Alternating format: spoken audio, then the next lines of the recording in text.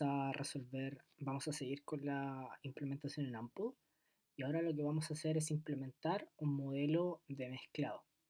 ¿Sí? Este en inglés recibe el nombre de Blending Model y en general se usa para problemas de, entre comillas, de cocinar cosas a través de elementos y que eventualmente siguen algún proceso químico en su mezclado y se transforma en un producto final. En este problema, lo que se quiere hacer es a través de la extracción de, de tres tipos de minerales, que a su vez contienen cuatro tipos de metales distintos, cada uno según una composición y que da forma a este mineral.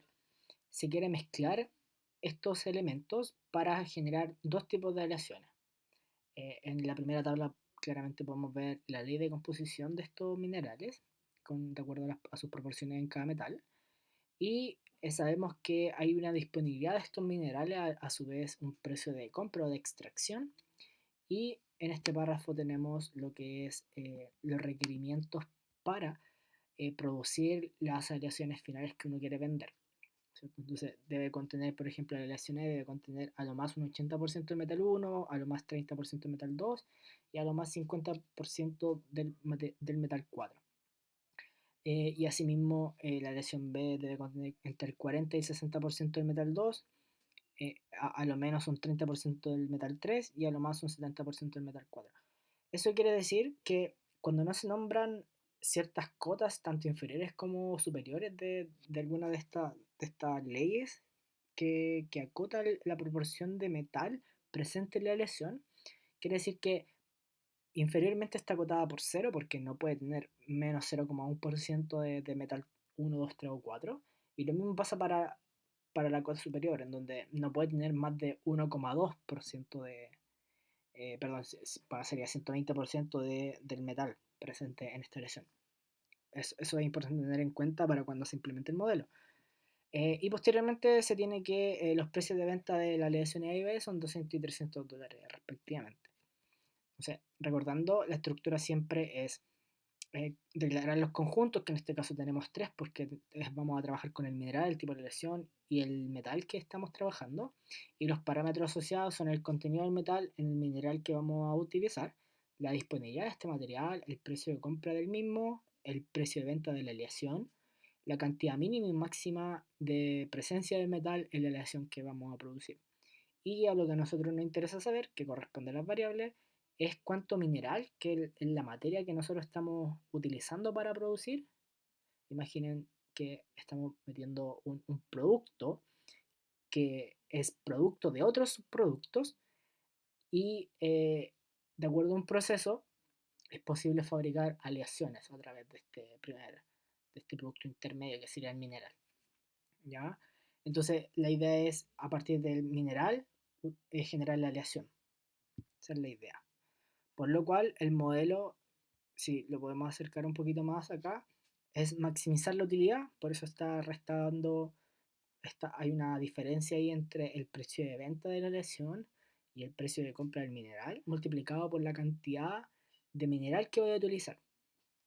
Y luego, la primera restricción, que corresponde a la ecuación 2, es una ecuación que satisface eh, la disponibilidad de recursos.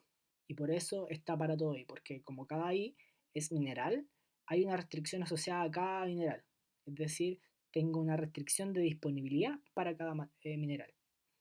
Mientras que la ecuación 3, que corresponde a la restricción 2, es la inecuación que compone esta ley de composición de las selecciones, en donde si se fijan hay una división, puesto que sobre el total de material que voy a utilizar, lo que se tiene que hacer es que haya, dadas las combinaciones que se requieren satisfacer, o sea, hay una proporción de metal en cada mineral, que es este alfa, multiplicado por la cantidad de mineral que voy a utilizar sobre el total del mineral.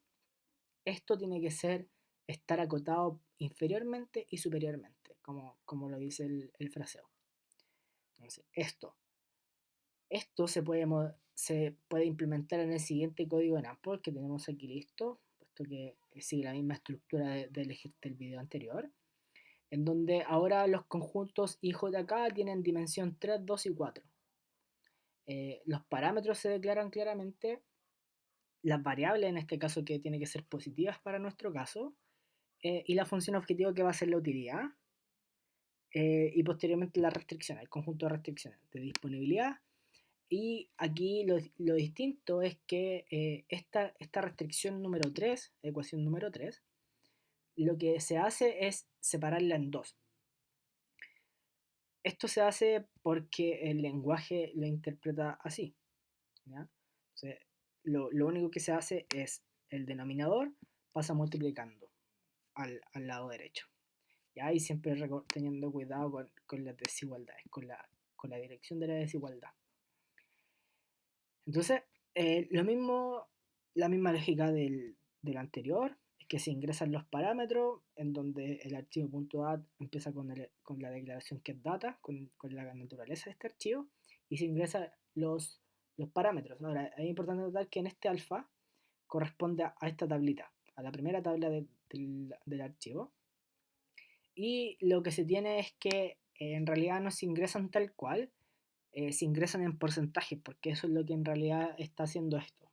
Esto es que el mineral 1 contiene 20% metal 1, 10% metal 2, 35% de metal 3 y 4 respectivamente. Por eso se ingresan en porcentaje. Es importante dar el significado al número. Las disponibilidades, que es lo que tenemos en la tablita, lo mismo con el precio de compra, que en la misma tabla, el precio de venta de las aleaciones A y B, 200 y 300. Y estas cotas inferiores y superiores que se obtienen de este párrafo.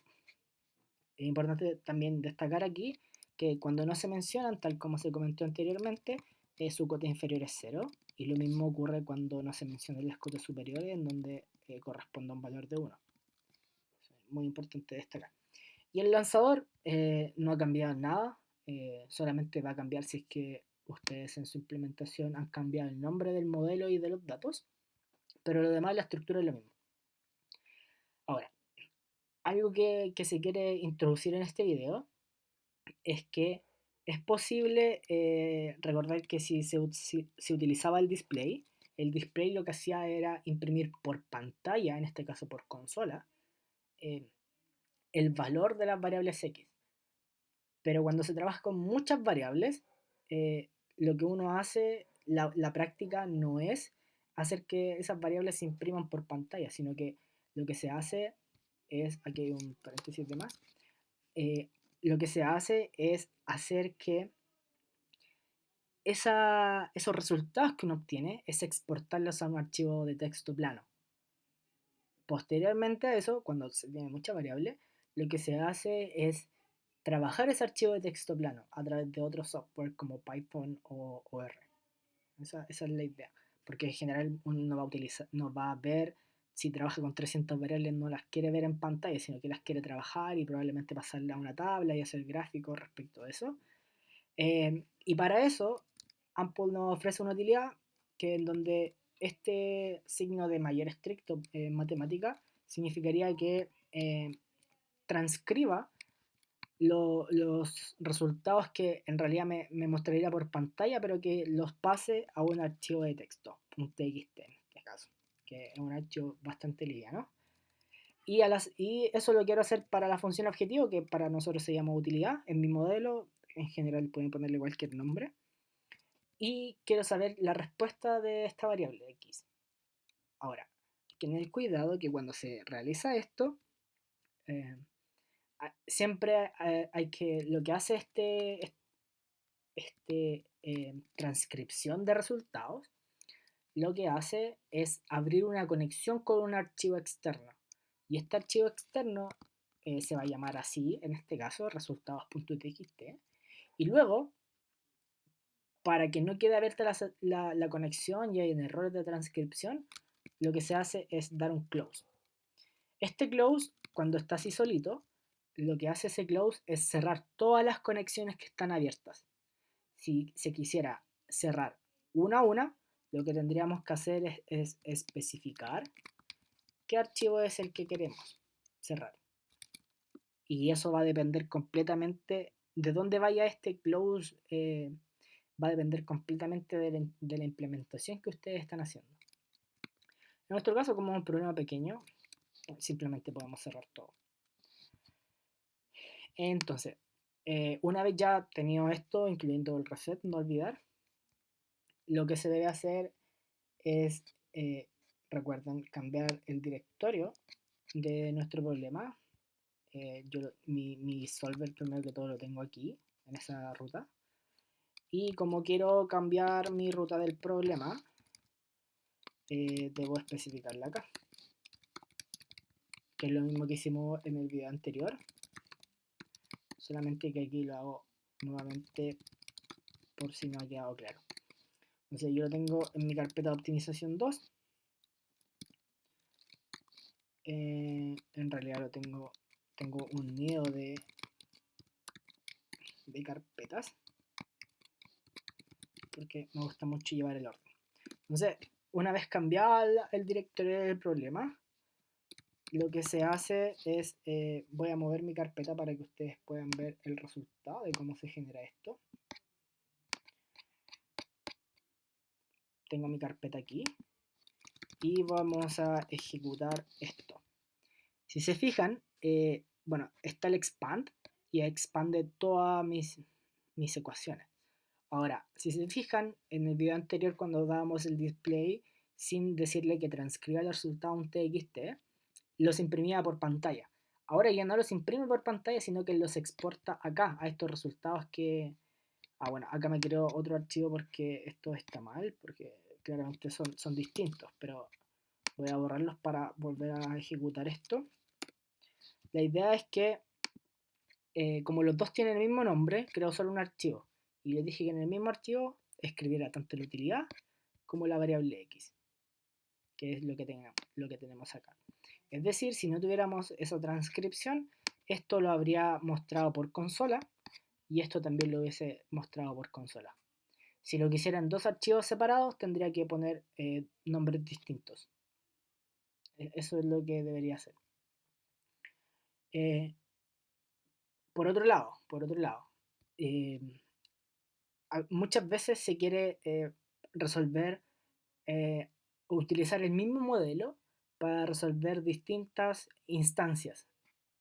A este de archivo.dat se le conoce como instancia. Entonces, si quisiéramos crear, por ejemplo, quisiéramos resolver tres instancias distintas, lo que uno haría sería dentro de un for, por ejemplo, crear un conjunto, una letra Q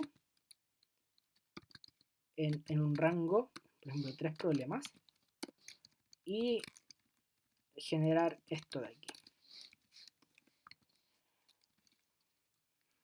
Esto, si lo dejamos así tal cual, lo que va a hacer es simplemente resolver tres veces el problema, pero va a sobreescribir cada vez el problema, porque el close está antes del reset.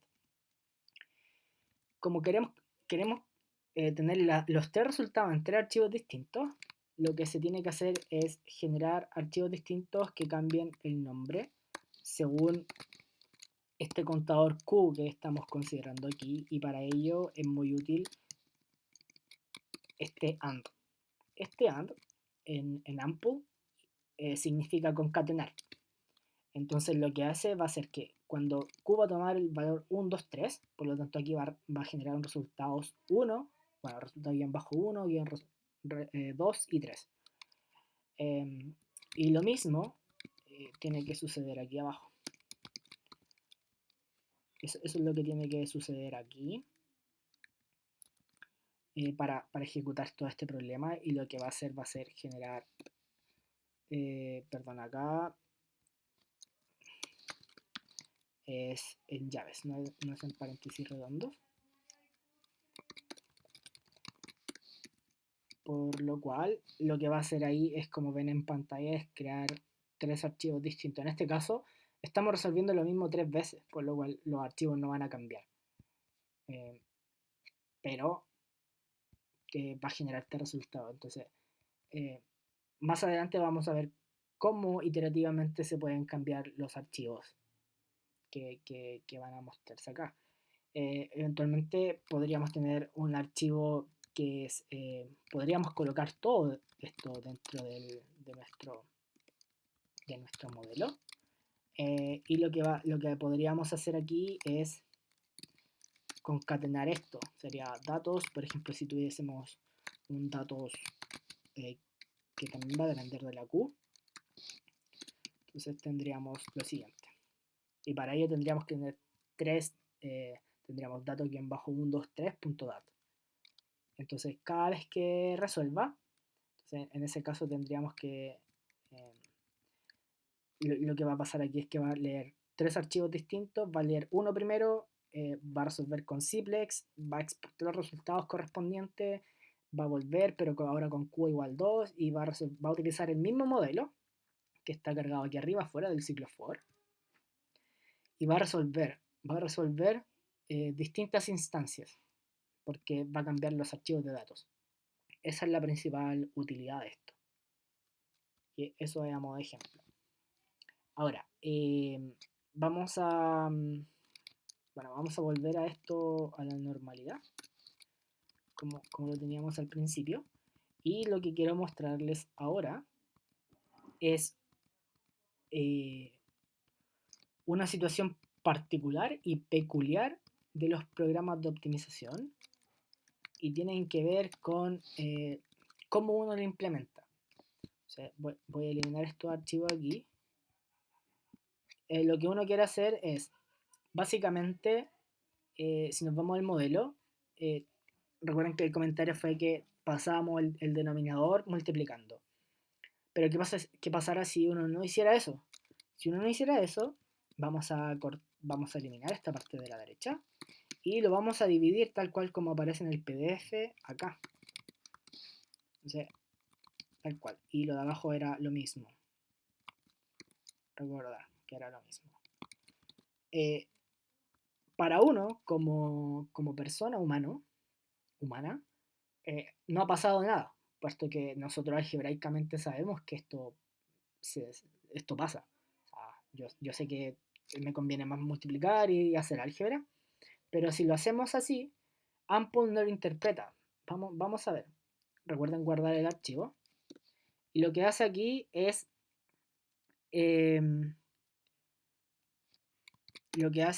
ejecutar un error, puesto que acá, perdón, me faltó un paréntesis, por eso me tiraba ese error.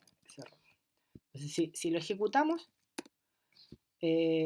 bueno, me expande las ecuaciones, pero si nos vamos más arriba, hay que fijarse que dice que esta restricción, bueno, es no lineal, y de hecho ni siquiera es cuadrática.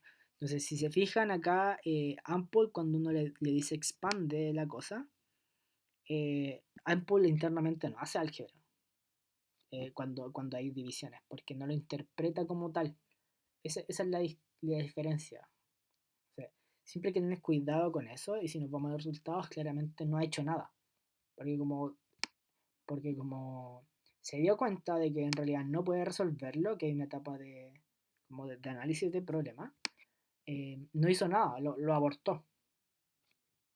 Eso fue lo que hizo, por eso hay ceros. Ahora, claro, nosotros disponemos de un solver que es no lineal, y en este caso podemos cambiar simplex por minus en el lanzador y volverlo a ejecutar. Y veamos, tampoco ha hecho álgebra. Y si nos vamos arriba, vamos a notar que en realidad minus tampoco hizo nada. ¿Por qué? Porque al estar en una división no puede una solución básica factible va a arrojar 0, 0. Entonces eso no está indeterminado, por lo cual minus tampoco es capaz de hacer eso. Pero esto no es un error del solver, es un error humano, porque no lo hemos implementado bien, conociendo las limitaciones que tienen estos programas de optimización, y en general esto sucede para todo lenguaje de programación. Entonces, la solución claramente era, como lo teníamos al principio, es tenerlo multiplicando al lado derecho. La idea siempre es recordar que cuando un problema es lineal es bonito, porque es rápido y eficiente de ser resuelto. Entonces, bueno, ahora sí, como hemos retomado la normalidad, sí es posible resolverlo y con Simplex.